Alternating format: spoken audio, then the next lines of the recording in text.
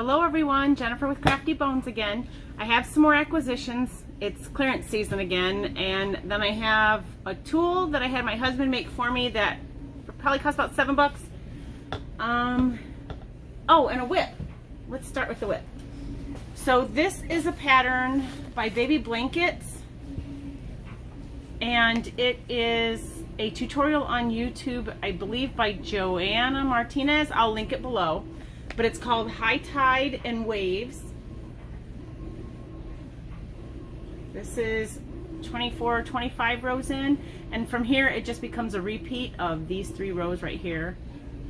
So I will link it below in the description box, but I'm having a good time. And even with the tutorial though, I gotta tell you, some of this was a struggle to get through, but I like challenging myself, and this is the next challenge.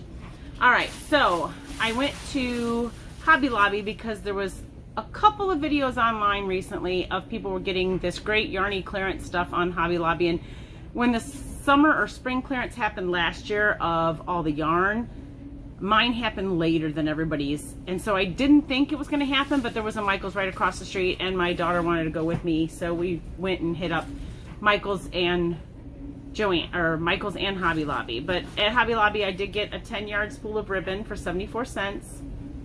That'll work for some masks if I need it to.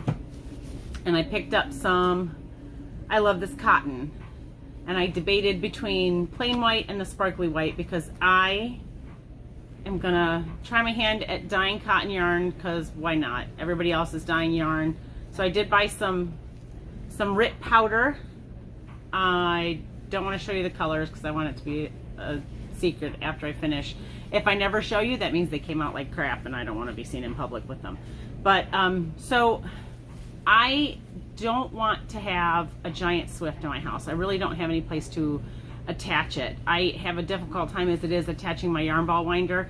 I usually hook it to my my cutting mat because I have a pretty thick cutting mat. It folds so that you can hold your quilting pieces inside of it like a book.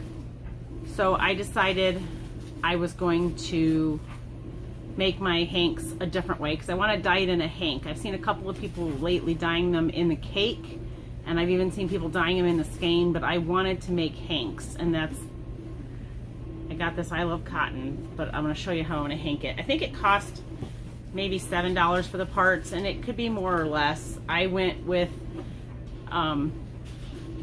a thicker, okay, I can't find the center of this, so let's just go from the outside, it doesn't matter. All right, so I wanted to use I Love This Cotton because it's so soft. I figured it would cotton or anything you dye is going to come up a little stiffer, and so I wanted to start with a really soft cotton to begin with. So this is my new tool, and this is what I'm going to use to make hanks. So from here to here is 18 inches. So that means every wrap around from here and then back down is going to be 1 yard. And I figured that'd be an easy way. If I decide to keep doing the yarn dyeing, I can buy the bigger spools, and I can measure it at the same time just by wrapping it on here. So what this is CPVC, not regular PVC, but CPVC. It's a little bit firmer than the white PVC. So I have one, I think it was a 5-foot piece that $3.50 I think, and then my husband cut off this and this, and then I bought 4 caps for here, here, here, and here, and I figure when I want to take this off, it bends just enough that I can get the hank off after I tie it by putting some pressure down on it, but this will stop it from sliding off the ends, and then the hank up here, or the cap up here as well. So like I said, it's 18 inches from here to here. You're going to lose a bit because of the width of the pipe.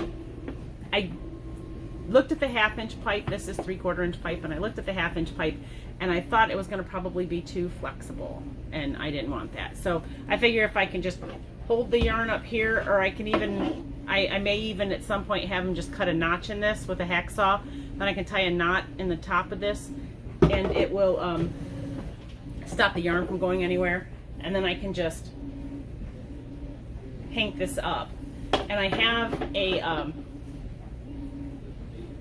a vise that I was thinking about mounting and holding onto this handle here, and I can use that to hold this, and I can just keep wrapping and not have to hold on to it. But like I said, I think it was about $7. Each of these little caps was $1, and each of these 3-way joints was like $1.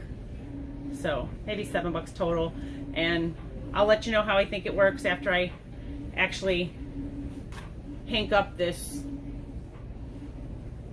180 yards, see how well that goes.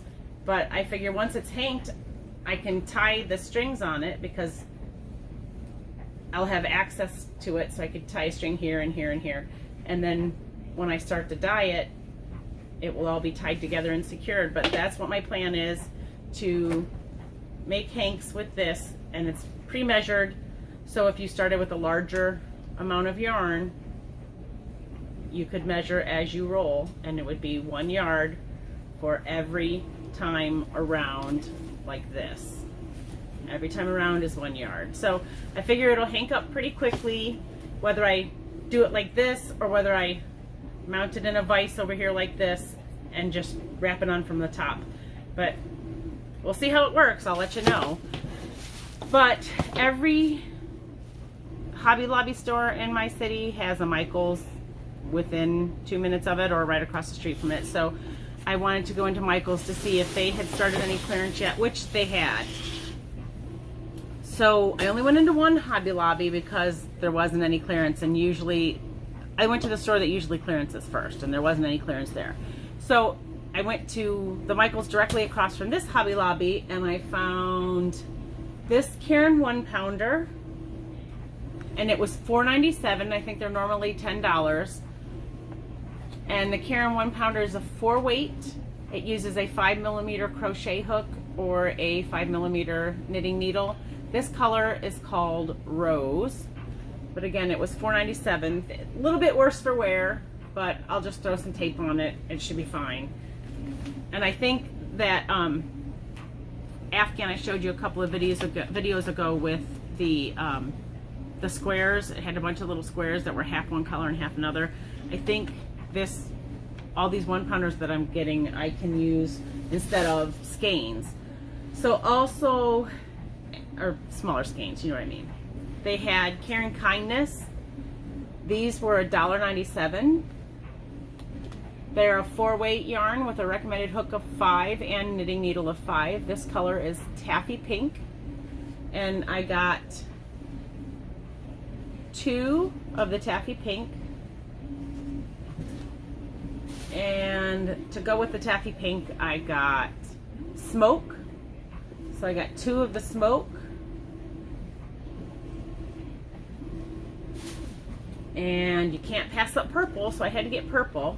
This one is called Orchid. And this one is purple or violet. And I got this one, Seafoam.